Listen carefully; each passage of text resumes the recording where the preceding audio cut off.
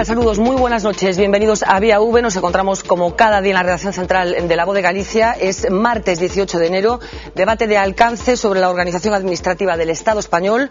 Un asunto que parecía cerrado, como es el Estado de las Autonomías, se ha convertido en objeto de polémica en los últimos días, probablemente al albur de la crisis. Con los matices ideológicos pertinentes, se ha instalado en la opinión pública una pregunta: ¿hay que modificar el actual mapa de las autonomías? ¿Sobran comunidades o simplemente hay que repensar qué tipo de competencias tienen y cómo las ejercen? Son algunas de las preguntas que queremos poner sobre la mesa de esta noche, asunto de portada de un programa que vamos a compartir con José Luis Barreiro, muy buenas noches. Hola, buenas. Ernesto Sánchez Pombo, muy buenas noches. Martín Noriega, muy buenas noches. Muy buena noche. Y Francisco Espiñeira, muy buenas noches también. Bueno, decíamos que el Estado de las Autonomías está siendo puesto en entredicho en los últimos días. La agenda la marcó inicialmente el Partido Popular. Escuchábamos hace ya varias semanas hablar de este asunto a Mariano Rajoy, pero las palabras más contundentes salían la semana pasada de la boca del expresidente José María Aznar, que hablaba de que no son viables ni política ni financieramente. Se han sumado nuevas voces con el transcurso de los días, incluidos los partidos nacionalistas catalanes y vascos, que hablan de la posibilidad de que las adhesiones se produzcan un poco a la carta. Vamos a escuchar lo que ha pasado, como decía, en los últimos días. Primero, el expresidente José María Aznar aseguró que España no da para tener 17 organismos que hagan las mismas cosas. Y ahora el actual presidente se suma a la polémica al advertir que las autonomías deben controlar su gasto, o de lo contrario el gobierno actuará. ¿Cómo? Impidiendo que puedan endeudarse más para financiarse. La crisis y en concreto la presión de los mercados financieros sobre las cuentas españolas han hecho que se cuestionen las propias bases del Estado autonómico. ¿Es viable? ¿Hay que reducir autonomías? Los ministros del Ejecutivo han preferido esquivar estas preguntas, pero han sido tajantes. Las comunidades deben mejorar sus cuentas. Tenemos que cumplir con los objetivos de déficit y en este sentido el gobierno es claro y contundente. Es el Estado, el gobierno central, el que tiene la capacidad de aceptar o no la emisión de deuda y, por tanto, en esas materias vamos a ser tajantes. Este es el camino por el que también ha optado el líder de la oposición. Mariano Rajoy no suscribe las palabras de su predecesor y prefiere hablar de aplicar mejoras. Modificar la ley de estabilidad y ponerle un techo de gasto y de endeudamiento a todas las autonomías. Pero si hay unos políticos a los que han enfadado estas advertencias, han sido los nacionalistas. O autogoberno é a solución e non o problema, como tratan agora de poñer en riba da mesa a dereita económica, a dereita política, o españolismo cavernícola. Entre los más críticos han estado los catalanes. Sus cuentas son unas de las más deficitarias y el Ejecutivo Central puede impedirles emitir más deuda. Su recomendación es que el Gobierno corrija primero su propio déficit y empiece por reducir, por ejemplo, la Administración Central. Bueno, José Luis, yo no sé si este es un debate llamado a desaparecer en los próximos días, como otros que se han ido abriendo en los últimos días, o sí que tiene algún sentido hablar de esto. Vamos a ver, neste debate hai dúas posicións moi distintas. Unha é a de Aznar, por poñelo no seu símbolo máis claro, que é unha posición involucionista claramente, unha posición centralizadora, e por tanto é, digamos, unha estupidez histórica. As comunidades autónomas foron un elemento extraordinariamente importante no salto adiante que dou España, e foron sobre todo na igualación dos territorios, que era unha tarefa pendiente desde Viriato para acá, non? Por tanto foron extraordinariamente importantes. E por tanto este debate de hai que acabar con isto porque é unha fonte de gasto e na máis é un debate típicamente madrileño de corralito político, é que eu creo que non se lle debía dar ningunha importancia máis. Outra cousa moi distinta é o que dixo incluso o propio Mariano Rajoy, aínda que Mariano eu creo que equivocou un pouco a súa expresión, e sobre todo o que dixeron os ministros do goberno. As comunidades autónomas teñen que ter as mesmas líneas de política económica que ten o Estado, porque o Estado é o que ten a capacidade de fixar a política económica. É dicir, o que non pode ser é que as comunidades autónomas fagan a política económica que queiran e o Estado se teña que adaptar a ela, e para iso emitir deuda ou o que sea, ou dar cifras consolidadas da situación das finanzas públicas que sean completamente negativas porque non controlase as economías públicas. Para iso non fai falta ningunha modificación nin nada, basta con decir exactamente nos acordos do Consello de Política Fiscal e Financiera cales son as líneas que as comunidades autónomas teñen que manter en relación co déficit, en relación cos grandes parámetros das finanzas públicas. E despois hai outra cousa que digo xa para introducila, que me parece enormemente importante. O resto do debate hai que facelo. Sobran servicios, están duplicados, pero hai que facelo empezando polo Estado mismo. Porque o gran problema da duplicación de servicios non está en que as comunidades autónomas duplicaran os servicios do Estado, senón en que o Estado transfireu os servicios e mantuvo os ciudadanos e mantuvo os ministerios, mantuvo os funcionarios e mantuvo os ministerios. De tal maneira que, en vez de preguntarse se sobran as televisións autonómicas, habrá que preguntarse se a televisión española ten que ter dúas cadenas, máis dúas cadenas específicas, máis non sei que, habrá que preguntarse se transferida a vivienda hai que ter un ministerio de vivienda, se transferida a sanidade hai que ter un ministerio de Sanidade, e así sucesivamente. Pero ese debate eu creo que hai que facelo. Algúnas cousas incluso lle escoitei hoxe, pois non sei a quen foi, que había que pensar, por exemplo, me parece que era Dolores de Cospedal, que había que pensar, por exemplo, en suprimir os valedores do pobo, que aquí é o valedor do pobo. Pois ao mellor sí, pero desde logo o primeiro a suprimir sería el defensor del pueblo. Tal maneira que eu, por exemplo, esa figura que creo que non se consolidou no sistema español para nada, e creo que se pode decir sin ninguna exageración que non vale absolutamente para nada máis que para confundir aos ciudadanos. Bueno, pues eso a mellor hai que suprimilo, e entón suprimímolas todas. Ahora decir, no, suprimimos os valedores do pobo e quedámonos co outro, quedámonos con Mújica, que é o último que eu me acordo. Isto non vale. Está vacante casi, ¿no, Frank? María Luisa Cava, Frank, defensora. Yo creo que la palabra clave en este caso, como en casi todos, es racionalizar. Comparto plenamente lo que acaba de decir el profesor Barreiro sobre que esto es un poco una polémica casi de fin de semana, ¿no? Porque a mí lo que más gracia de todo es que ahora el PP haya hecho suyo un discurso que es de un partido que le puede afectar un poquito pues a su base de votantes, como es el caso de Rosa Díez, ¿no? De UPyD, que es un poco la que primero reclamó la recentralización del Estado. Yo, por regla general, estoy en contra de casi todas las centralizaciones. Me parece que es un disparate querer uniformar a todo el mundo, y comparto, como decía el profesor Barreiro, en la necesidad de dar un poco de sentido al mapa que se ha hecho. Es decir, si hay competencias que están transferidas, que ahora pretendan reclamarlas otra vez, pues yo creo que no tiene mucho sentido, no me parece. En cuanto a lo que sí discrepo es a que no pueda haber ningún tipo de control por parte del gobierno central hacia las autonomías. Yo creo que es fundamental que se establezcan unos límites de obligado cumplimiento para todos, y no que haya comunidades como Cataluña que pueden endeudarse un 140% de su PIB, por ejemplo, y que a otras pues se les esté limitando, se les esté obligando a devolver los 2.500 millones de euros famosos que se les está obligando a devolver a Galicia, sin darle ningún tipo de facilidad, pues porque no tiene el peso demográfico suficiente para poder complicar un mapa electoral a posteriori, ¿no? Entonces, a mí en ese sentido sí me parece que es un problema que sí puede abordarse, no con la vehemencia y el carácter ligeramente disparatado, siendo generoso,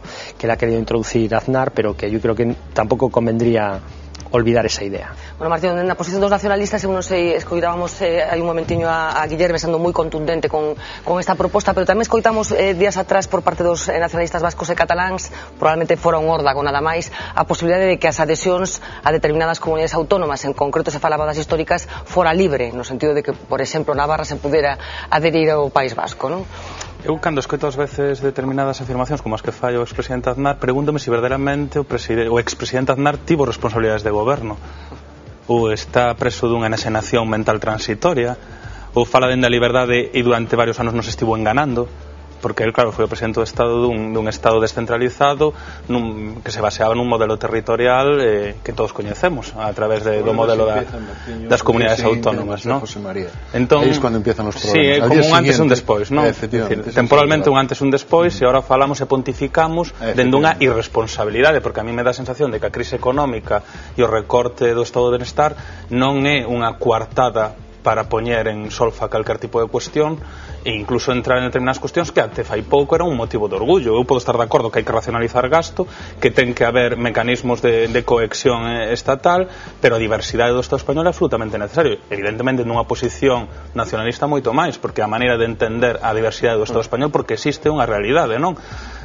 hai cuestións pendientes, falso Estado das autonomías, e mírase cunha visión absolutamente uniformadora, pero que ninguén pon enriba da mesa é a cantidad de competencias que están pendientes de ser transferidas e aparecen aprobadas nos estatutos da autonomía, e por que non se seguiu desenrolando o Estado das autonomías. Non, ahora falase de que non é necesario. Entón eu a seguinte pregunta é se Mariano Rajoy seguirá a José María Aznar e presentará candidatos nas próximas eleccións autonómicas que se den a nivel de moito Estado, porque por coherencia deberían incluso plantexarse pois non estar aí presentes, pero se verdadeiramente son 17 organismos, literalmente, como di, que fan o mesmo, decir, non sei, debimos todos enaxenarnos en aquel sobre mesmo todo momento. Que hai cosas por las que se puede empezar a reducir que sí realmente están duplicadas y no tienen función conocida, ¿no? Como es el caso, por ejemplo, del Congreso y el Senado, que el Senado la única misión que tiene es devolver los asuntos que rechaza para una segunda votación en el Congreso, que automáticamente los aprueba tal cual sin que haya ninguna modificación, o el problema de las diputaciones, que viene de lejos, por hablar de algunas instituciones. Yo no estoy muy de acuerdo con lo del Defensor del Pueblo, que no valga para nada. Hay mucha gente que la única esperanza que encuentra para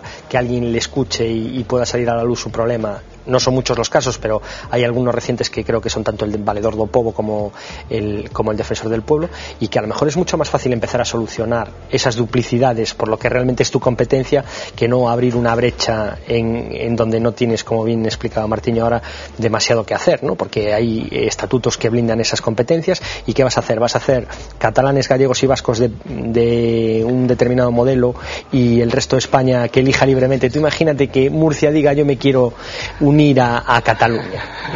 Que me viene bien. Que me viene bien. Bueno, escuchamos a Ernesto, que todavía nos falta. Yo creo que es un debate, decía José Luis, madrileño, es un debate madrileño, interesado y reaccionario. Y además es que lo abren quienes no son partidarios de las autonomías. Este no es un debate limpio, este es un debate que nace ya con la pretensión de que hay que cerrar autonomías y que tenemos que reducir gasto. Y claro, lo hacen además, yo creo, en un momento extraordinario en el que hay una sensibilidad especial por el ahorro y por el despilfarro.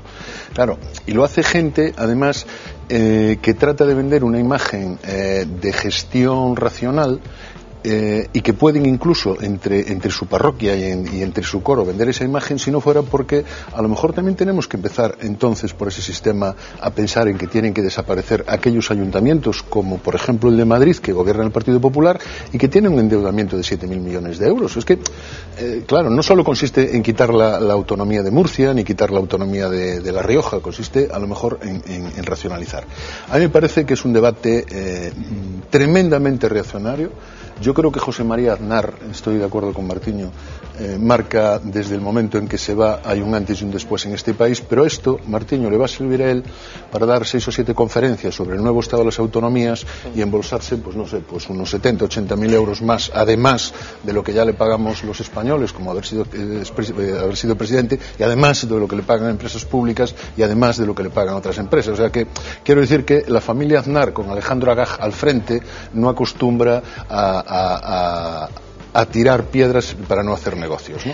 Entonces, por eso yo creo que a continuar con este asunto, pero me gustaría hacer un poco de echar la vista un poco atrás para recordar de dónde nace esta organización territorial que tiene que ver, como recordaba José Luis, con los principios de esta democracia que vivimos ahora. Vamos a correr las fechas fundacionales del Estado de las Autonomías actual.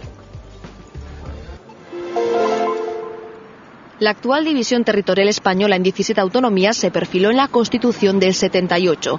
Aunque los primeros pasos ya se habían dado un año antes con la concesión de las llamadas preautonomías, fue la Carta Magna la que estableció este derecho. Una nueva organización que pretendía preservar la unidad del Estado y al mismo tiempo dar cabida a las aspiraciones nacionalistas acalladas durante 4 décadas de dictadura. Sin embargo, el actual mapa autonómico no terminó de dibujarse hasta el año 1983, cuando finalizó en el Congreso la aprobación de todos los estatutos autonómicos. Para acceder a este autogobierno se establecieron 2 mecanismos, las conocidas como vía rápida y vía corta.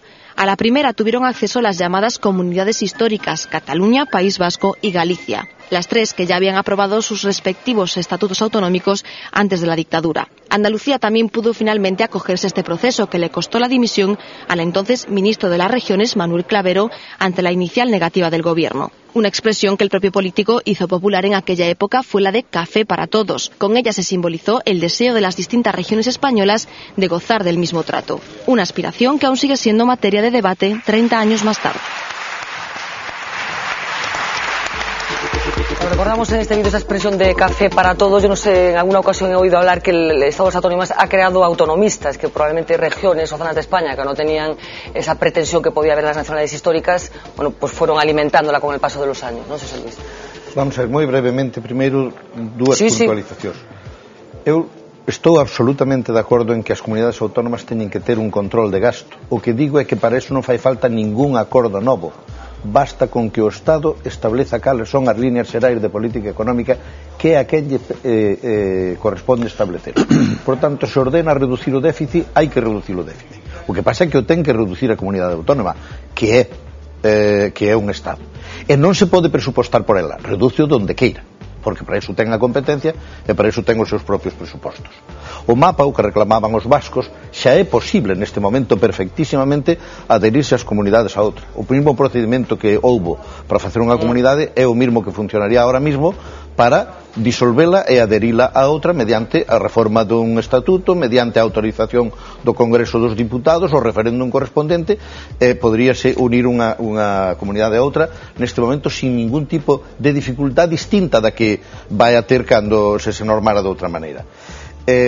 O caso do Valedor do Pobo é certo que dá moita esperanza, pero case sempre frustradas, e para iso sale máis barata Santa Rita e funciona moitísimo. Exactamente igual que Exactamente.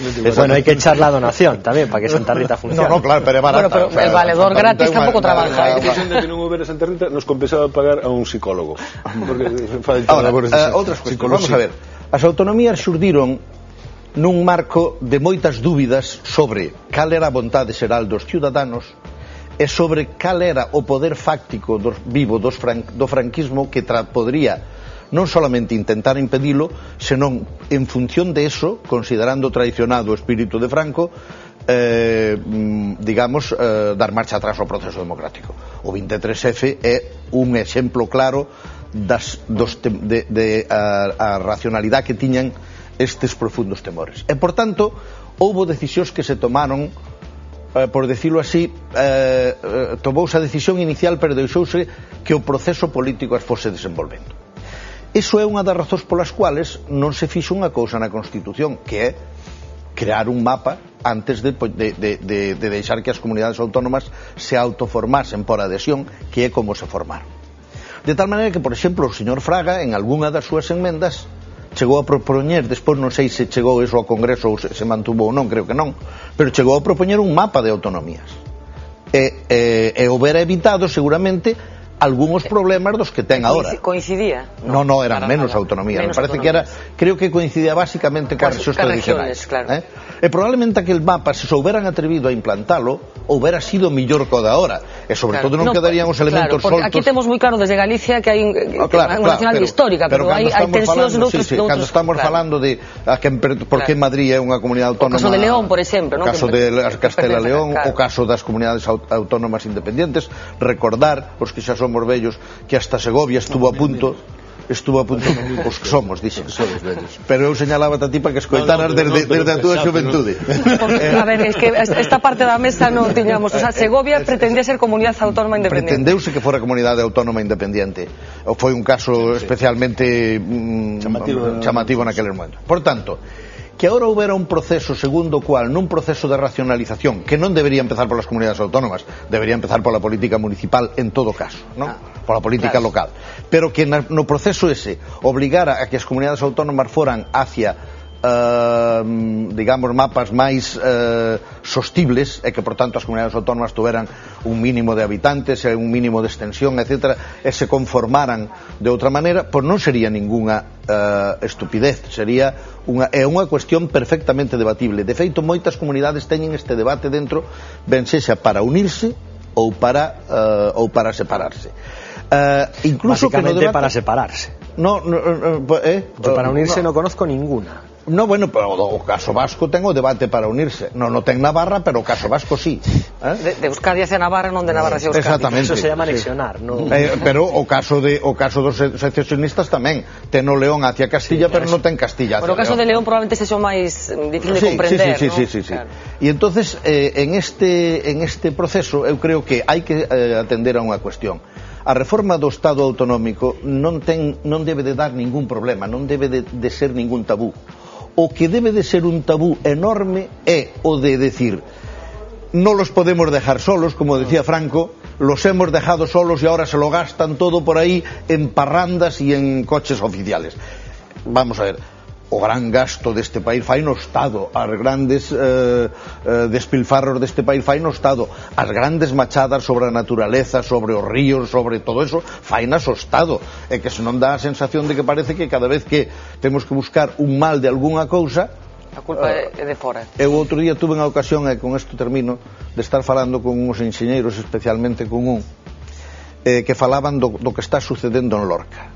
Entonces decía esta afirmación: o problema é que se transfireu a conca do Guadalquivir, transfireuse a Andalucía, e Andalucía non está preparado para resolver isto.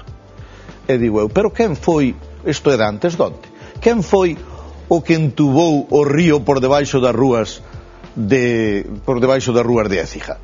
Foi evidentemente o Estado, e foi a Confederación Hidrográfica de antes a que fixo semellante monumental machada. Por tanto, hai que empezar a racionalizar este debate, ¿no? Enseguida te doy paso, Ernesto, pero me gustaría compartir con vosotros una encuesta, porque efectivamente este debate está calando en la gente. Hay mucha gente, cuando sales a la calle y metes el micro a la gente, bueno, como estamos en crisis, como todos sabemos, acaba incorporando ese discurso. Entonces, hemos planteado esta encuesta en Internet, a través de las redes sociales. En concreto, la pregunta era: ¿hay que reducir el número de autonomías? Y tenemos el resultado, el 36% dice que no hay que reducir el número de autonomías, el 64% dice que sí. Insisto, no tiene valor demoscópico, es una votación voluntaria a la que la gente se adhiere si quiere, que hemos hecho, como decía, a través de Facebook. ¿Cuáles? Claro, ¿cuáles? Efectivamente. La suya. Habría que preguntarle, ¿quiere usted que le supriman su autonomía? O sea, es sintomático de que el debate ha calado. Pero yo, de todos modos, respetando esas respuestas, yo creo que lo que la gente quiere decir ahí es que lo que habría que reducir sería el gasto, que es otra cosa. Es decir, porque se ha asociado autonomía con gasto, con despilfarro, por ponerlo de alguna manera. Y este es un debate que viene, ha surgido ahora a la superficie. Con las autonomías. Claro, con las propias autonomías. Un debate que viene calando, que tiene el terreno abonado y que, insisto, que ahora, porque la situación es la que es, entonces se plantean. Y además lo plantean sabiendo que son fuegos artificiales. Es decir, el Partido Popular, que plantea esto y que dice que Mariano Rajoy, cuando gobierne, pudiera hacer algún movimiento, no va a perder la ocasión de gobernar Murcia para después ir al Senado y decirle al señor Rubalcaba que el delegado de Murcia es no sé qué, y que además tiene que el delegado del gobierno en Murcia tiene que cesarlo porque su presidente o su consejero ha sido agredido. Es decir, es que no van a poder hacer eso ni van a querer hacerlo. El debate estaba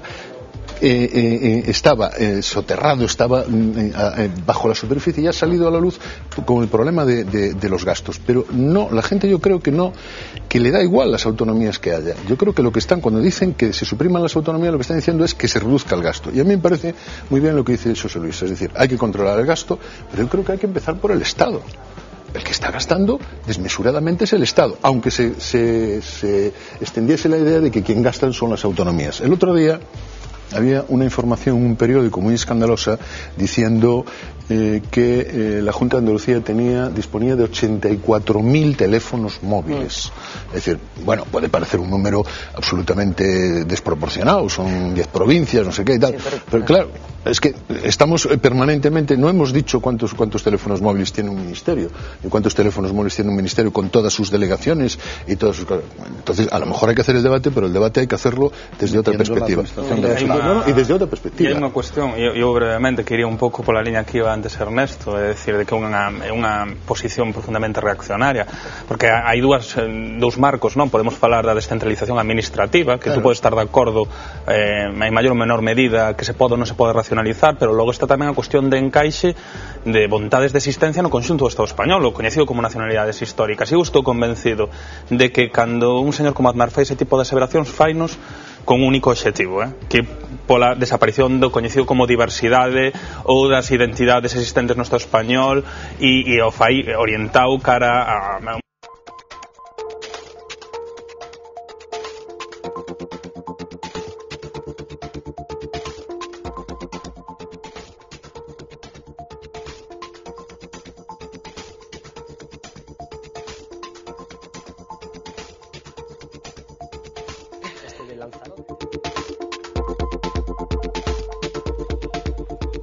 13 minutos sobre las 10 de la noche, continuamos en directo en Vía V hablando del estado de las autonomías, de ese debate que se ha puesto sobre la mesa sobre la oportunidad, la posibilidad de que se modifique el actual mapa autonómico. Nos anunciaba antes de la publicidad una encuesta que realizábamos hoy en la calle para saber si la gente sabe exactamente de qué estamos hablando, y la conclusión es esta.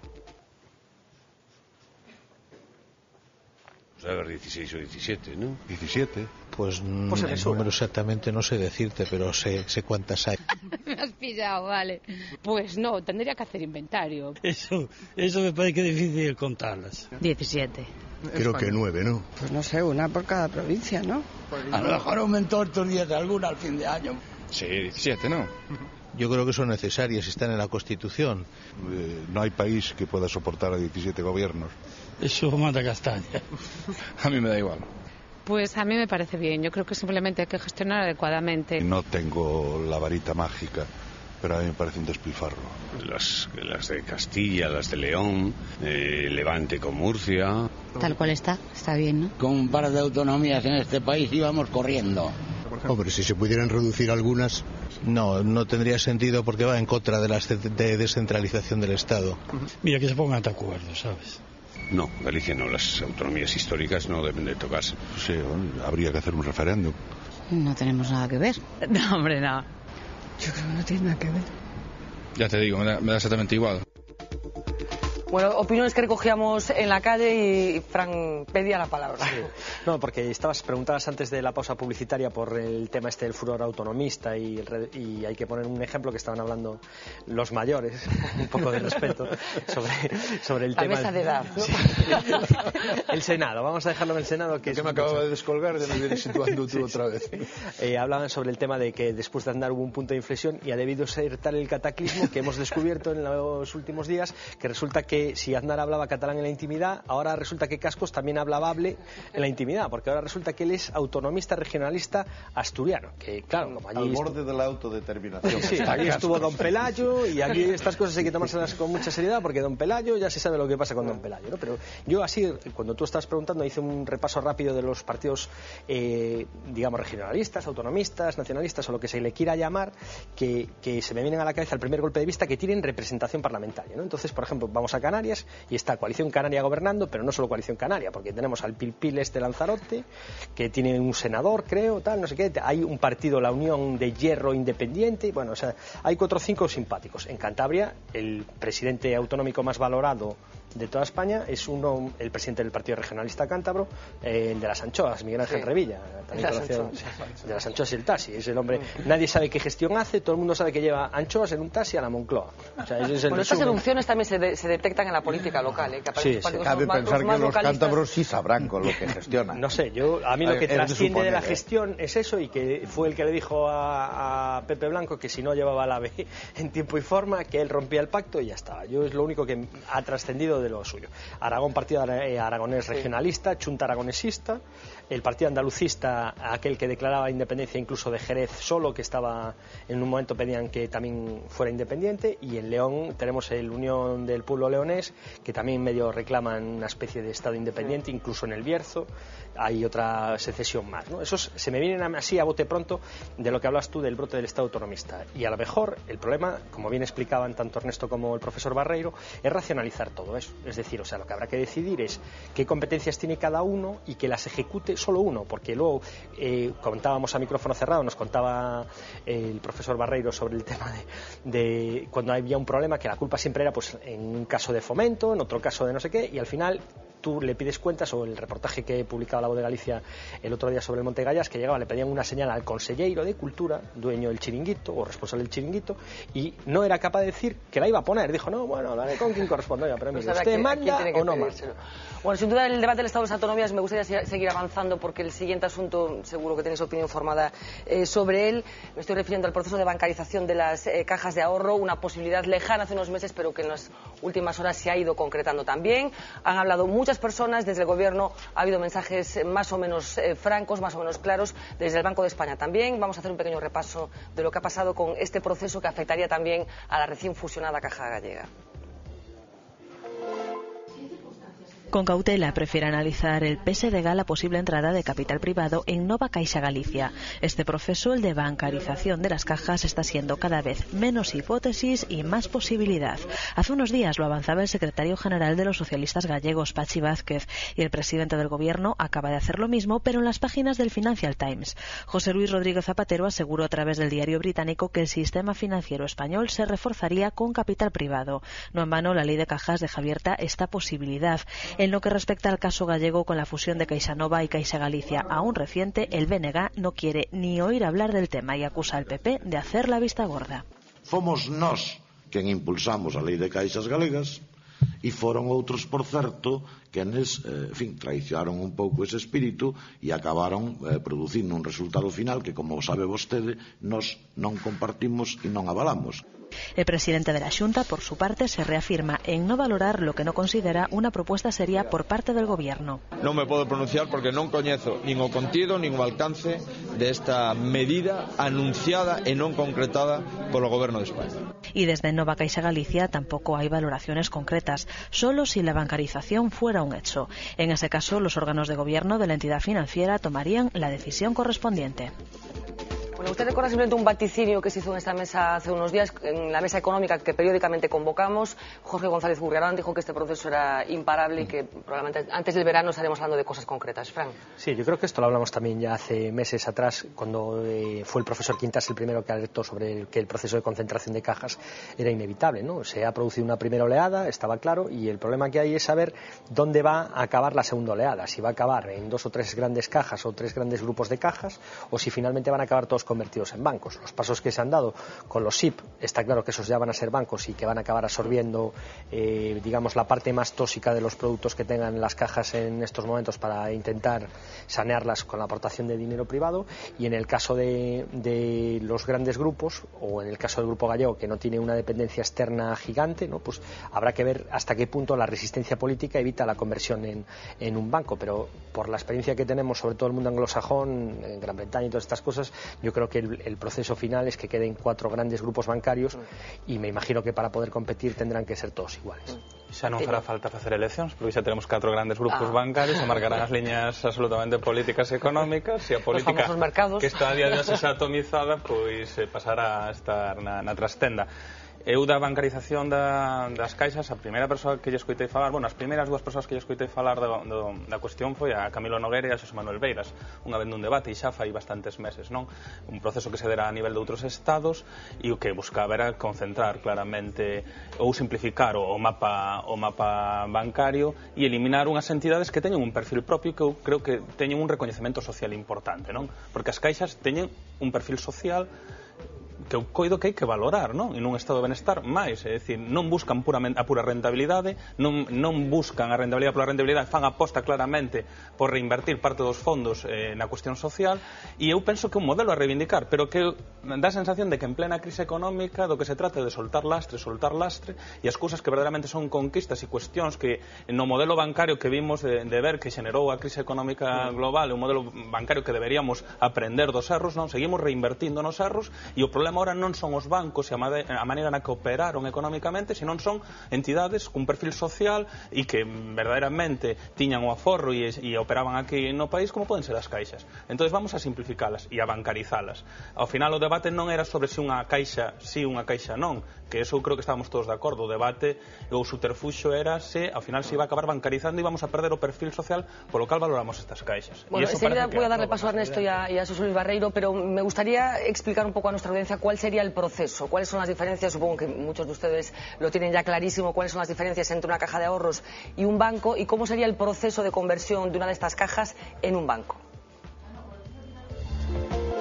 Las cajas de ahorros nacieron en el siglo XIX como instrumento para fomentar el ahorro de las clases populares y combatir la usura. No son, por lo tanto, sociedades con ánimo de lucro. Con el tiempo, esta particularidad se reguló por ley, de modo que las cajas están obligadas a destinar el 50% de sus beneficios a su obra social, que puede extenderse a campos tan variados como la conservación del patrimonio, la ayuda a grupos sociales desfavorecidos, la cultura o el deporte. Por su parte, los bancos sí son entidades con ánimo de lucro y reparten sus beneficios entre los accionistas. Otra de las cuestiones que distingue a un banco de una caja es el modelo de gestión. Las cajas no tienen propietarios, sino gestores. Están sometidas al control de la comunidad autónoma. No cotizan en bolsa y pueden ser adquiridas por capital privado. Los bancos son dirigidos por un consejo de administración elegido por su junta de accionistas. Así, al convertir una caja en un banco, se despolitiza la gestión. Las cajas pasan a ser accionistas de la entidad financiera y se capta capital a través de la emisión de acciones en el mercado. Su obra social será desarrollada con los dividendos que recibe del banco. Bueno, esto sobre el papel, la teoría, supongo que hay muchísimas excepciones, muchísimos matices a esta teoría, Ernesto. Sí, lo que ocurre es que a mí me parece una irresponsabilidad que en este momento quienes están rigiendo los destinos de las entidades en Galicia y los destinos de Galicia quieran mirar para otro lado. Esto es una realidad, es decir, estábamos hablando, decía Martiño que hace meses que se lo escuchó a Veras, tú dices que se escuchó aquí, parece que todos, estando o no de acuerdo que eso es muy discutible, si estamos de acuerdo en la bancarización o no, es un proceso que da la impresión de que va a caminar a pasos gigantados, porque lo tienen otros países y lo vamos a hacer. Entonces, lo que no me parece muy razonable es que se esté esperando al último momento para tener que hacer las cosas con precipitación y con poca reflexión y con todo eso. Yo, sinceramente, si se propone la bancarización de las cajas a un Martiño, entendiendo que tienen una labor social que no todas han desarrollado como todos quisiéramos, yo creo que el ciudadano no va a notar una gran diferencia entre trabajar con una caja de ahorros y trabajar con un banco en el momento actual, porque yo creo que cajas de ahorro y banco han llegado a un nivel de actuación tal que las diferencias, digo de cara al cliente, la diferencia es mínima. Es cierto que habrá que ver qué pasa con las obras sociales, habrá que ver qué pasa con la gestión, que dejan de depender de las autonomías y todas esas cosas, pero a mí me parece que el ciudadano de a pie, que yo creo que es el cliente normal, no va a tener una gran diferencia. Y un apunte rápido, así a bote pronto. Sabéis que uno de los factores parece ser para que España no dé superado los problemas de confianza en los mercados internacionales es precisamente el problema de las cajas de ahorro. Entonces yo creo que es una inutilidad y una irresponsabilidad el tratar de mirar para otro lado y decir, no, a mí que me lo digan oficialmente, que si no tengo constancia de esto. Es un problema de todo el sistema financiero, ¿no? En general. Porque... Sí, pero cajas de ahorro en especial. Yo creo que sí. De todas formas, en el tema de la obra social yo quería hacer dos matices. Quiero decir, es cierto que las cajas tienen una obra social, pero en el caso gallego, pues estamos hablando de 100, no llega a 70 millones de euros lo que va a dar la nueva caja única como porcentaje del beneficio que tiene que destinar a reinvertir en Galicia, ¿no? Y que luego pues hay bancos o grandes bancos, por ejemplo, que están supliendo toda esa parte de la obra social mediante fundaciones, porque como quieren competir, como bien explicaba Ernesto, con toda la parte digamos más social de las cajas, pues tienen que también implicarse un poco en esa dinámica. Y luego que viendo cómo se gastan el dinero de la obra social en barcos o en cosas megalómanas, no hablo solo de Galicia, hablo en general, pues yo cuando veo los barcos, por ejemplo, de la Copa de España de vela, son todos de la CAM, son todos Bancaja, el otro tal, Bancaja paga la Fórmula 1. Eu coñezo moitos casos de reinversión en obra social que son dignos de manter. Sí, no, pero e o problema non é o problema, si yo no cuestiono eso, o problema non é que os bancos intenten pois imitar as caixas, o problema será cando as caixas non teñan obra social e que van a imitar os bancos, porque entonces non vai haber que reinvertir nada en obra social. Vamos a ver. O problema das caixas era conocido. Foi disimulado para poder politizar as fusións e para galeguizar, por exemplo, no noso caso, unha caixa. E unha caixa galeguizada é un despropósito. Ahora vai aparecer moita xente que di que iso é así, pero somos poucos os que o dixemos. Unha caixa galeguizada para operar nunha economía internacionalizada, non españolizada, senón internacionalizada, é un absoluto despropósito. Salvo que haxa alguén disposto a correr coas suplencias de crédito cando lle sea necesario. Porque claro, o modelo de decir eu galeguizo a caixa, pero ahora que non podo facer frente ás obligacións establecidas, pido un segundo crédito ao FROB e un terceiro crédito ao FROB e que se multiplique o FROB, eso non vale. É un sistema bancario que non é capaz de competir, que ten separada digamos a responsabilidade económica da responsabilidade de xestión, porque claro, o banco se perden diñeiro, pérdeno eles, pero as caixas se perden diñeiro, perdémolo nós. E o resultado das obras sociales e de todo eso é millor non analizar. O que nos leva costado a obra social é máis para o que sirveu, é máis o que vai haber que facer agora con ela, é dicir, regalala. É millor non falar deso, porque senón a cuestión é como ir á corte e matalas todas. E, por tanto, a cuestión da bancarización é absolutamente necesaria e imprescindible. Xa se sabía. E o feito de habernos metido todos envoltos na bandeira no proceso de fusión é o que vai traer ahora mismo que primeiro imos ter un proceso de desinversión duplicado por habernos fusionado internamente e, por tanto, imos ter unha maior invasión do capital privado e do capital externo, que vai ser fundamentalmente dos bancos, porque o privado tampouco vai acudir basicamente a unhas caixas que casi están en posición de rescate, e os capitales privados non acuden ao rescate, acuden a ganar cartos, e, por tanto, van a ter que acudir os grandísimos negocios, os grandes bancos, que aínda queren ser maiores, que queren competir polo ranking nestas novas estruturas. E isto é unha lección que toda Galicia debía de saber. Cando se xoga coa pólvora, a pólvora estoura e finalmente barreche os fociños. E isto é o que está pasando neste momento. Hai que decir que aquí en Galicia houbo dentro das dúas caixas, que nes advertiron deste peligro. E hai que decir que o proceso de galicización da galicización das caixas é un proceso esencialmente político, do que agora o presidente da Xunta non quere oír nin falar. Home, claro, porque esa é a responsabilidade del. E agora, cando haxa que cerrar aquí 300 ou 400 oficinas, cando haxa que malvender a mitad dos edificios das obras sociales e de todo eso, o presidente non vai querer oír falar deso e vai decir que o vende Fernández Ordoña. Pero bueno, isto hai que empezar a tomar estas cousas en serio, e non se pode estar facendo poemarios coas cousas de comer, porque estou dicindo que non te queres enterar porque non che pasaron como proceso parece imparable, temos aí absolutamente imparable. O proceso parece imparable, parece que todo o mundo coincide. Aunque el señor Feijóo non se quiera enterar, el proceso es imparable. Vamos a tener la oportunidad de hablar en las próximas semanas de este asunto, y como tenemos muchas cosas en el menú de hoy, voy a dar paso al siguiente. Cambiamos de rumbo y vamos a hablar de política. El pasado sábado, Encontro Irmandiño celebraba Asamblea Nacional para decidir el tipo de relación que en el futuro mantendrán con el Bloque Nacionalista Galega. Escuchamos en primer lugar a Xosé Manuel Beiras, que hablaba para V Televisión después de esta asamblea. O noso propósito é convertir o Encontro Irmandiño nunha forza política organizada, pero con un diseño diferente dos diseños convencionais das forzas políticas que deron lugar a que se convirtisen en aparatos de poder interno, en aparatos de control e en sistemas oligárquicos. Nos convocamos isto hai moito tempo para o día 15, hai máis de un mes.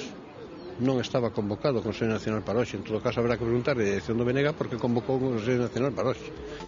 Bueno, palabras que recogemos, como decía, el pasado sábado de Xosé Manuel Beiras. Hoy le ha tocado el turno a Guillerme Vázquez, portavoz nacional del Bloque Nacionalista Galego, que opinó sobre este asunto. En principio parecía que al Bloque no le importaba la posibilidad de que Encontro Irmandiño se alejara del Bloque Nacionalista. Hoy ya reconoce que sí, que alguna preocupación tiene. Pasaron de negarlo a considerarlo unha hipótesis. A calquer grupo político sempre lle preocupa a hipótese de que haya xente que abandone ese grupo, ¿no? Unha hipótesis que para Vázquez pertenece al futuro. Pois eu o futuro non o podo adivinar, ¿no? Un futuro al que Manuel Beiras le puso fecha después de las elecciones de mayo. El BNG tiene de plazo hasta junio para endurecer su oposición a Feijóo si quiere relajar las tensiones en el seno del bloque. Los nacionalistas empezarán su política ofensiva en el Parlamento con 3 temas clave: el paro, el autogobierno y la defensa de las cajas públicas. Imos traballar neste próximo período de sesións para confrontar a Xunta de Galiza diante das súas responsabilidades. Prometen mano férrea contra las políticas centrales que imponen recortes. Exigen a la Xunta que intervenga y piden más autogobierno.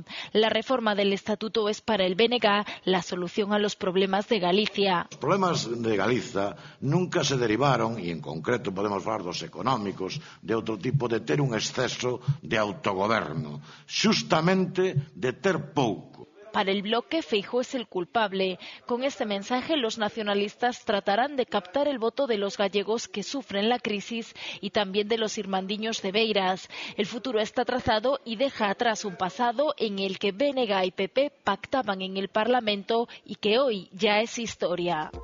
Bueno, como ves, la realidad es transversal y ocupa varios de los asuntos que abordamos hoy. Tenemos precisamente aquí a uno de los irmandiños de Beiras.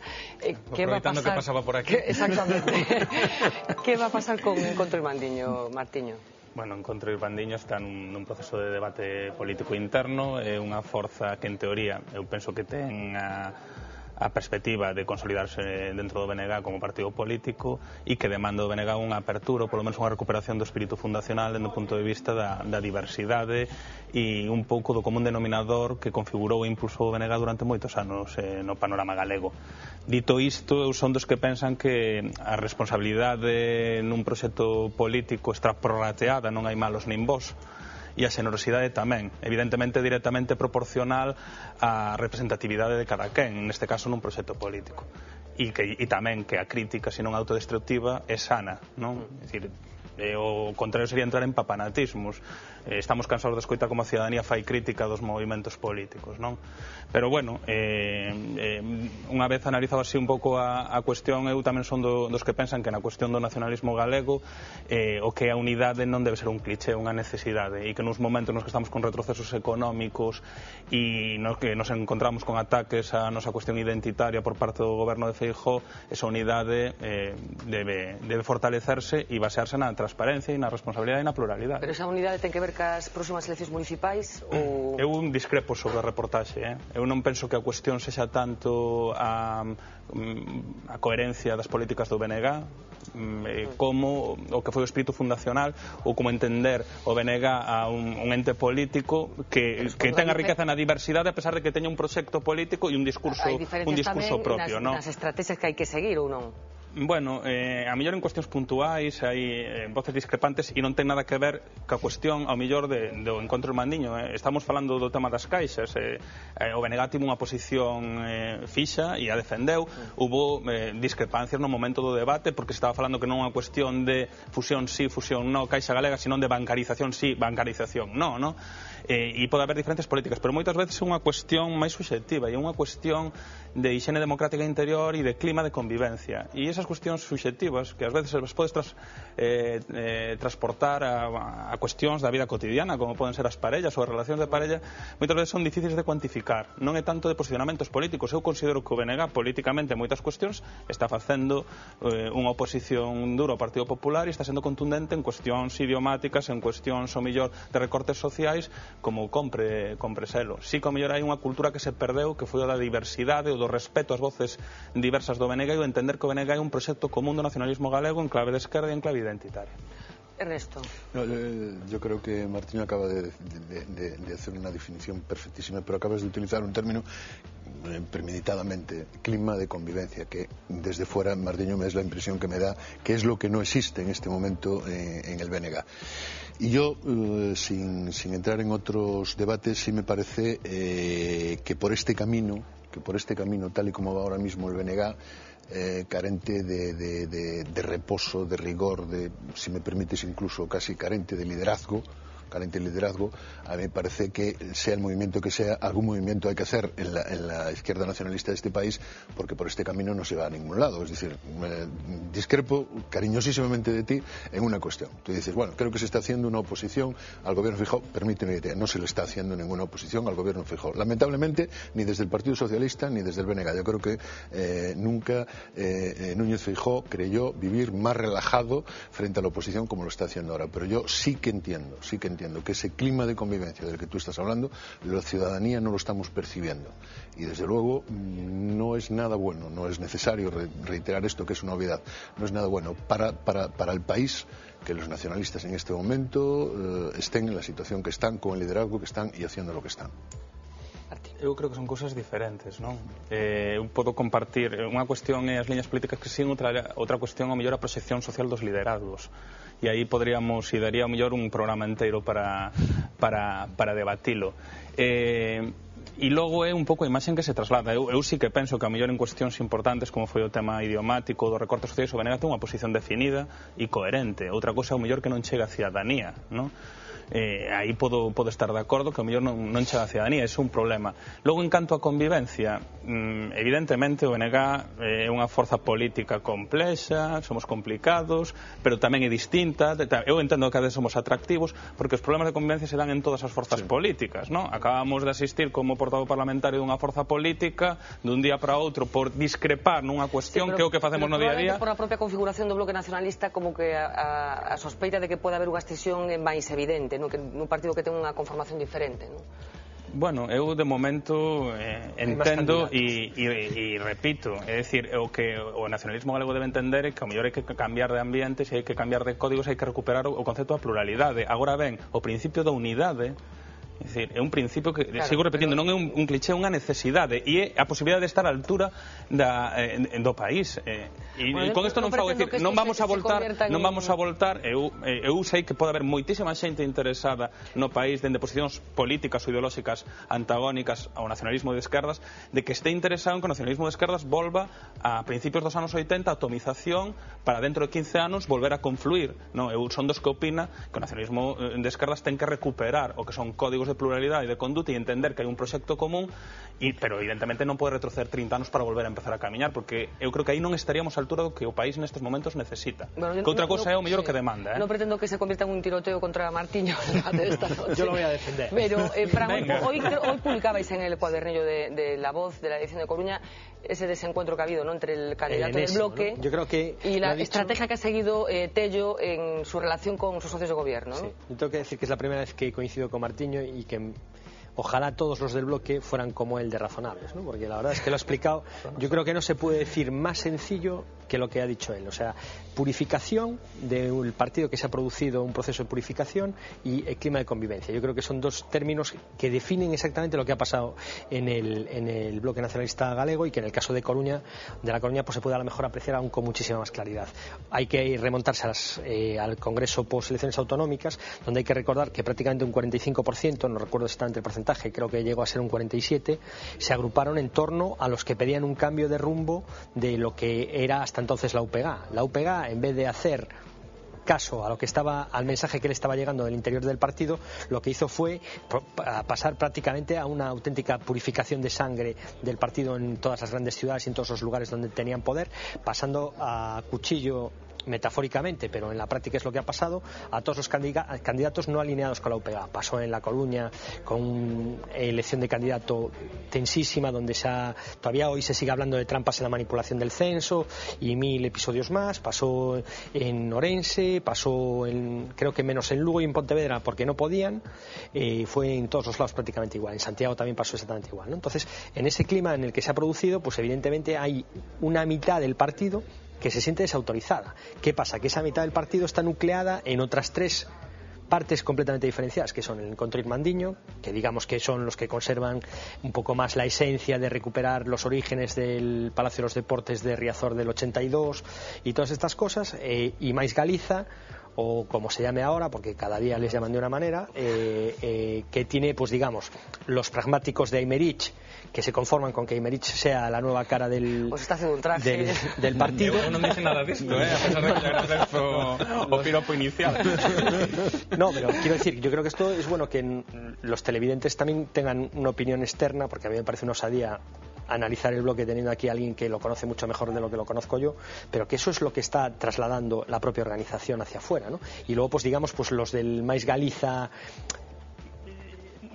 yo les definiría como bohemios, ¿no? Estos que todavía creen que es posible cambiar una organización que controla todos los resortes y tal. Entonces, en ese mapa pues se producen escenas tan surrealistas como la que estamos viendo en La Coruña. Se presenta una moción del Partido del Popular, que está en la oposición, para pedir una crítica al gobierno central, que te queda lejísimos, contra la retirada de la subvención de los 426 euros. Y el grupo municipal del bloque, que en el Parlamento español apoyó esa iniciativa, vota en contra, y entonces el candidato, que no es concejal, sale diciendo que el representante municipal se pasa de prudente. que es una cosa que yo en el bloque, pasarse de prudente no lo he visto nunca, o sea, no es la primera vez que me consta. Entonces estamos en esa serie de episodios donde se escenifica, yo creo que perfectamente, el problema de convivencia del que hablaban Ernesto y Martín. Bueno, vamos a cerrar con José Luis. Bueno, un poco lo que está sucediendo con Encontro y Mandiño, pero también un poco hacia dónde camina el nacionalismo. Sí, con el nacionalismo, porque el Encontro y Mandiño en este momento es una anécdota como la iota suscrita en cuando se escribe griego. Si no la pones, no pasa nada. Eso decía otro día Beiras, o Liliput o Liliput. Efectivamente. Exactamente. Entonces yo creo que hay digamos... ¿Tú crees que en un pulso Beiras Guillerme o Beiras Paco Rodríguez o Beiras Bautista... No, yo creo que hay un galimatías generalizado y un enredo monumental entre todos. Y yo les voy a decir qué es lo que vemos los demás cuando ellos dicen esas cosas. Vamos a ver, me parece que este año se cumplen 100 años de la publicación del libro de Michels, en los que dice que la pluralidad se expresa no a través de posiciones individuales, cada uno tenemos la suya y la matizamos como queramos, sino que se expresa a través de organizaciones. Y por tanto los ciudadanos tienen tanta pluralidad como capacidad tienen las organizaciones de establecer alternativas diferentes. Un partido que sea capaz de transmitir un enorme debate, pero que no sirva nunca para hacer una coalición, ni gobernar, ni nada, no sirve para nada. Le sirve a ellos para realizarse, y eso es muy importante. Pero al ciudadano no le sirve para nada. Es decir, a mí lo que diga el... Bueno, en esto voy a exagerar para que tal. Lo que diga el bloque sobre el gallego me tiene muy poca importancia, porque el que me gobierna es el PP. Y si no me gobierna el PP, perdón Martiño, me gobierna el PSOE, que no sé cuál es peor del peor. Y por tanto... Yo lo que digo es que ¿cuándo vamos a construir una alternativa a ese modelo? Nunca por el procedimiento en el que vamos. Yo, si no fuese un chascarrillo, diría que el bloque se tiene que bancarizar. Es decir, se tiene que convertir en un partido. Y tiene que tener las virtudes y los defectos, pero sobre todo las virtudes del partido, que es la capacidad de establecer objetivos de poder con programas y en el momento en que tiene la oportunidad ejercerlos. Y eso no lo tiene ni de broma, y además va cada vez peor, de tal manera que el debate que en este momento se trae entre Beiras, entre Guillermo y tal, el ciudadano lo único que hace es que se aburre, no le entiende nada, no tiene eso ninguna importancia, salvo para los que son. Las cosas para uno pueden tener mucha importancia. Cuando uno construye un barco de madera, para él ese barco le obsesiona. Pero al vecino le parece que es una tontería. Y yo creo que el problema es que en este momento el bloque no sabemos para qué sirve en la política ni a dónde quiere ir. Y las explicaciones que nos dan, contra lo que decía Francisco, a mí me parece que son absolutamente confusas, ininteligibles y sobre todo, que es un tema que hay que recuperar mucho en la política, aburren cantidad, aburren a las piedras. Bueno, cerramos con Ernesto, es que tengo una llamada pendiente. Porque tú dijiste una cosa, Martiño, dixeche, falache do liderazgo e tal, vouche dicir como entendo o liderazgo en dúas palabras. Mira, liderazgo, Xosé Manuel Beiras, liderazgo frustrado, ou non liderazgo, Guillermo Vázquez. É dicir, esa é a situación real neste momento do bloque. Martiño? É que teño tantas cosas que responder. Como deixar que teño... É dicir, eu simplemente un telegrama, eu penso que a pluralidade non está reñida con un posicionamento claro en determinadas cuestiones, non? E que se un quere gobernar un país en base á pluralidade, ten que empezar dando exemplo por un mesmo. E eu, con todo respeto moito a Xosé Luis Barreiro, pero o vexo demasiado embutido no pensamento único, tanto económico como político. Entón, se me quere bancarizar as caixas, que me vas bancarice. Pero Benega, por favor, que mo deixe como está. Levamos como está que non cho deixe.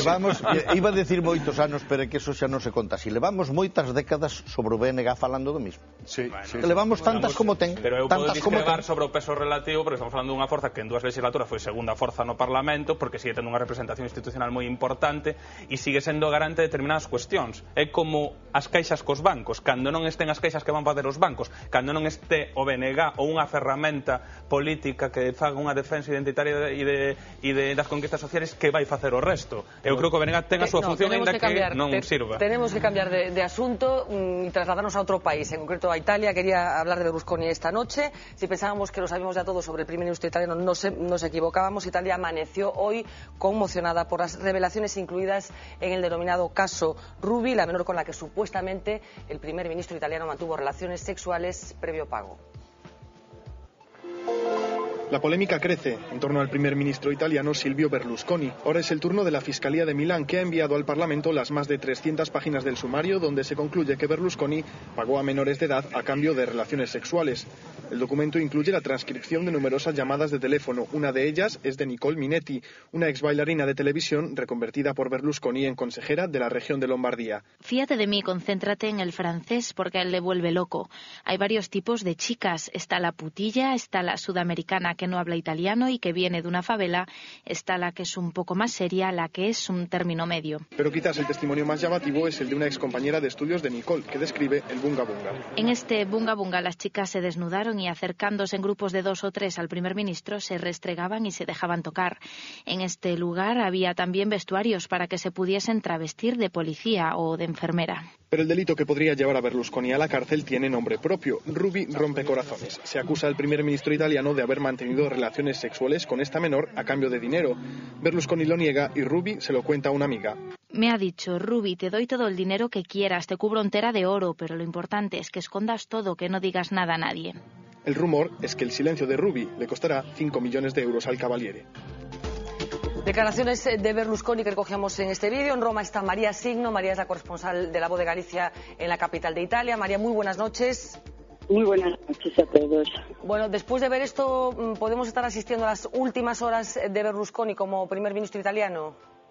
Bueno, eso es lo que querría mucha gente, pero Berlusconi no es una persona que se deje, que se aplaste por un caso como este. Ya se sabe, por ejemplo, que se negará a presentarse a declarar el próximo fin de semana ante los fiscales y, bueno, va a presentar la defensa de manera que, sobre todo, no tenga que dimitir él.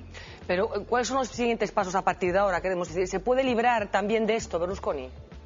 Bueno, él siempre puede alegar el escudo de la ley del legítimo impedimento. Ahí tendrán que entrar los jueces a juzgar si, en este caso, se puede acoger a ella o no. De todas formas, por el tipo de delito del que se le acusa, se prevé que el proceso pueda realizarse en menos de un mes. Porque, y bueno, se verá, aquí todo el mundo le pide que se aclare, que vaya a declarar, que ponga las cosas en claro, sobre todo. Bueno, siempre que vemos cosas como estas que tienen que ver con Silvio Berlusconi, aquí nos preguntamos cómo es posible que Berlusconi sea el primer ministro de Italia. Un poco, ¿cuál es el estado de la opinión pública estos días ahí en Roma, María? Bueno, ahora en estos momentos estaba viendo en televisión precisamente uno de los últimos encuestas de popularidad de Berlusconi. Berlusconi es un animal televisivo, sabe conquistar y eso le ha dado hasta ahora siempre el triunfo electoral. La gente reconoce que lo que hace no está bien. Cada vez su prestigio está más por los suelos, está más desgastado. Pero la alternativa es el problema, no existe. La oposición está desunida, no hay un líder que pueda hacerle sombra y eso es en lo que juega a favor. No es que los italianos lo voten porque creen en él, digamos que es el mal menor en este caso. Bueno, lo apuntamos un poco ahora, pero ya para terminar, María, si finalmente imaginemos que Berlusconi dimite, ¿qué escenario político se abrirá en Italia? Bueno, se prevé que las elecciones cada vez están más cerca. Son meses que se hable de la posibilidad de unas elecciones y seguramente esto será algo que las acercará más. Habrá elecciones y bueno, ahí no se sabe porque él también hay que tener en cuenta que es propietario de cadenas de televisión, de periódicos. Le da mucho poder mediático. Podría volver a ganar, ¿por qué no? Depende de lo que la oposición o las oposiciones sean capaces de hacer. Bueno, pues muchísimas gracias, María, como siempre, por esa última hora desde Roma. Gracias por atendernos y ya traslado... Gracias a vosotros. Buenas noches, María. Ya traslado el asunto a la mesa. Ernesto. Bueno, ya sabéis cuál es mi opinión respecto a este personaje. A mí me parece un payaso, pero me parece un payaso peligroso. Es un payaso peligroso. Y yo no sé si la sociedad italiana se ha dado cuenta de la gravedad extrema del caso que estamos hablando. Estamos hablando de una prostitución infantil y presidente de una república.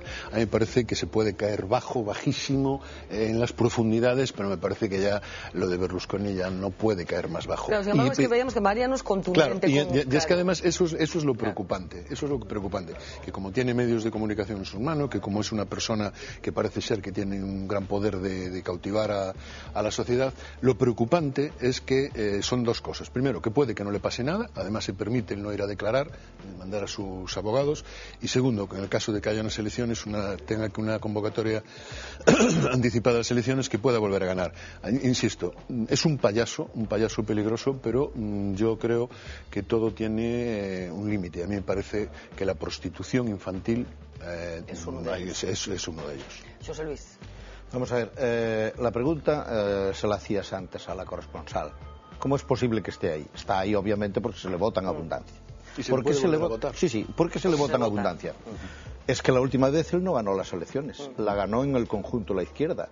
Se puso a gobernar con una persona que tenía una enorme trayectoria política, no solamente en Italia, sino en la Unión Europea.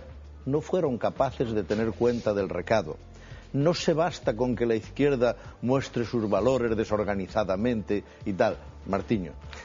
O son capaces de gobernar, o todo lo demás no vale para nada. No hay ninguna oposición. Es decir, ¿a dónde se va Italia si se marcha Berlusconi? Pues igual con Fini o igual con cualquiera de sus socios. Te lo voy a contar yo. De tal manera que yo creo que esto es a donde se llega cuando se cometen dos errores que se cometieron en Italia. El primero, destrozar un régimen sin tener alternativa, y la destrucción de los partidos políticos y los ensayos con las listas de esta y de aquella manera que aquí tanta gente pide, hagamos esto, hagamos lo otro, acabemos con los partidos y tal. El resultado se llama Berlusconi. Y esa parte es enormemente importante. Y la segunda es la falta de educación y conciencia política de una sociedad entera. Si no, no se puede producir. Claro, pues parece llamativo en el caso de Italia, ¿no? Pero llevan trabajándolo 40 años, claro. Llevan trabajándolo 40 años porque esto, ¿cómo le llamaste tú? Un payaso como este no se construye en menos. Fran, rapidinho, por favor. Yo muy rápido, solo hay una cosa peor que gobierne Italia Silvio Berlusconi, que es que lo haga su hermano Paolo, que es una cosa todavía mucho más escandalosa que Silvio, y además es el testaferro que tiene, ¿no? Hay que recordar que tres cosas muy rápidas, que es, primero, que Berlusconi es un incumplidor profesional de la ley, ha llegado a cambiar incluso la legislación para esquivar la cárcel, incluso siquiera que se le pudiera llegar a investigar, cosa que en un Estado de Derecho parece surrealista, que por muchas prebendas que tengas puedas querer estar al margen de la ley, ¿no? Y otra cosa que a mí me alarma es que su comparecencia, en lugar de ser en el Parlamento, que sería el lugar donde un político debería explicarse, o en los juzgados, cuando cometes un delito, que yo también creo en la presunción de inocencia, quiero decir, o sea, tendrán que demostrar que esta chica quiere algo más que los 5 millones de euros y quiere pues que se haga justicia, ¿no? Pero yo creo que el tío se ponga ahora a hacer una rueda de comparecencias televisivas en sus televisiones, pues me parece un poco también injustificado. Martiña, déjame ir a la primera, después cierras tú. Vamos a la primera del periódico de mañana, que ya son horas. Una primera página de la primera edición que abre con el siguiente titular: primer paso para crear la autovía gratuita de Pontevedra a Vigo. Fomento buscará capital privado para financiar los 427 millones de la obra, que pasará bajo el aeropuerto de Vigo, el aeropuerto de Peinador. La foto de primera para ese sexto atentado contra el PSDG. Los asaltantes lanzaron 2 cócteles Molotov dentro de la sede de Carral y los investigadores dicen que operan como en el terrorismo callejero vasco. Y un tercer titular de un asunto que también ha ocupado a La Voz de Galicia en los últimos días, de forma exclusiva al principio. Pérez Touriño se desmarca del espionaje y culpa al vicepresidente de la Fundación. Estamos hablando de esa investigación que se realizó durante el bipartito por parte de la parte socialista del gobierno, digamos, hacia los jefes de comunicación de la parte nacionalista. Berlusconi, cerramos. Sí, 2 titulares. Un é que o problema, evidentemente, e ten gravedad, é o que Berlusconi é por el mesmo, pero a mí o que me preocupa verdadeiramente o que Berlusconi representa, ¿no? Yo creo que en estos momentos Berlusconi representa un Estado protofascista, eu digo así con todas as da lei, na que a independencia dos poderes está en entredito e na que evidentemente deberíamos reflexionar, porque hai perda de valores republicanos e perda de valores democráticos. E eu creo que un perigo evidente, cando se está dicindo continuamente que todo é o mesmo, é dicir, o perigo que podemos acabar aí, esa é a chegada. En un Estado donde persoas como Berlusconi nos preguntemos por qué están aí facendo o que fan. Bueno, pues con esa pregunta de Martiño Noriega nos despedimos por hoy. Muchísimas gracias, José Luis, Ernesto, Martiño, Fran, por acompañarnos esta noche. Nosotros regresamos mañana, como siempre, a partir de las 10 menos 20 en directo. Les dejo con los titulares del día. Sean felices.